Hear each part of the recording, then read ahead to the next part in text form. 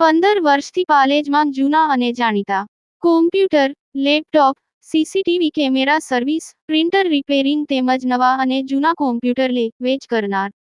Admission form તેમજ તમામ સરકારી ફોર્મ ઓનલાઈન ભરી આપવામાં આવશે. ટંકારિયા સ્થિત અંજુમન હોસ્પિટલની નવી બિલ્ડિંગ બાંધકામ પ્રોજેક્ટનો સ્ક્રીન પ્રેઝન્ટેશન કાર્યક્રમ યોજાયો.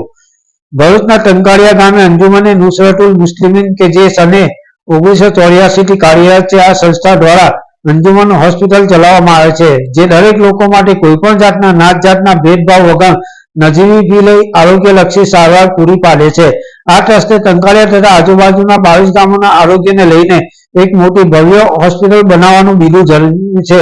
આ નવી હોસ્પિટલનું સ્ટ્રક્ચર તો બની ગયું છે, પરંતુ હજુ લોકો દ્વારા આ હોસ્પિટલ ઝડપથી બને અને દર્દીઓ સામાન્ય ફીમાં સારી સારવાર લઈ શકે તે માટે અંજુમનના આ ઇન્ફ્રાસ્ટ્રક્ચરને પરિપૂર્ણ કરવા માટે ગામ પરગામથી એનઆરઆઈ ભાઈઓને તથા લોકોને બોલાવી આ સંસ્થાનો ઉદ્દેશ સમજાવવા માટે તથા સલાહ મશવરા માટે એક મીટિંગનું આયોજન ટંકારિયા ગામના એનઆરઆઈ દાનવીર હાજી આદમભાઈ લાલીની અધ્યક્ષતામાં કરવામાં આવ્યું હતું.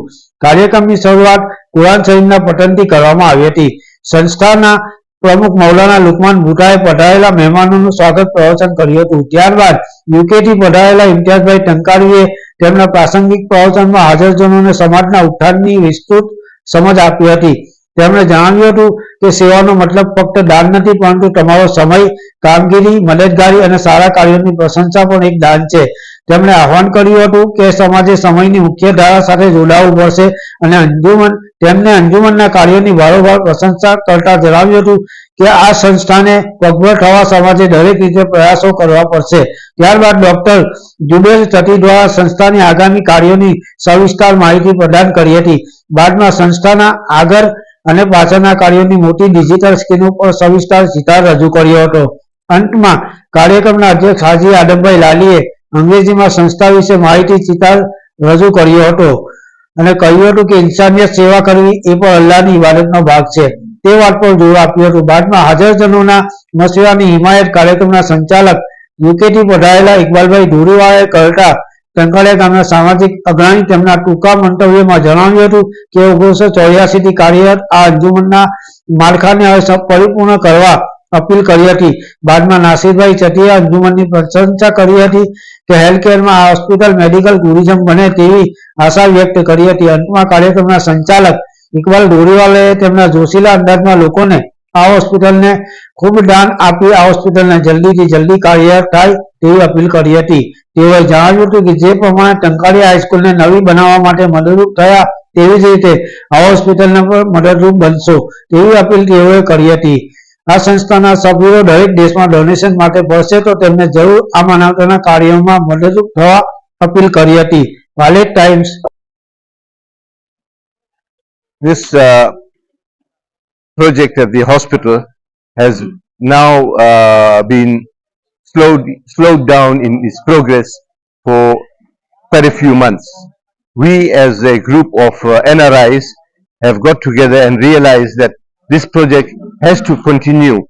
Hence, we realize also that the people who get sick and illness cannot wait for a hospital.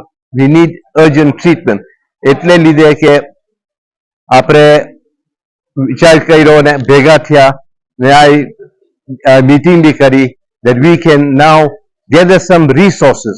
એટલે કઈ રકમની financial aid આવી જાય તો આ પ્રોજેક્ટ જલ્દી પૂરું થઈ જાય ઇન્શાલ્લાહ. And it is our mission now to have this completed. એટલે કે આ હોસ્પિટલ હવે જેમ જલ્દી થાય તેમ અમે કોશિશ કરે કે 1 કે 2 વર્ષમાં અમે આ કામ પૂરું કરે.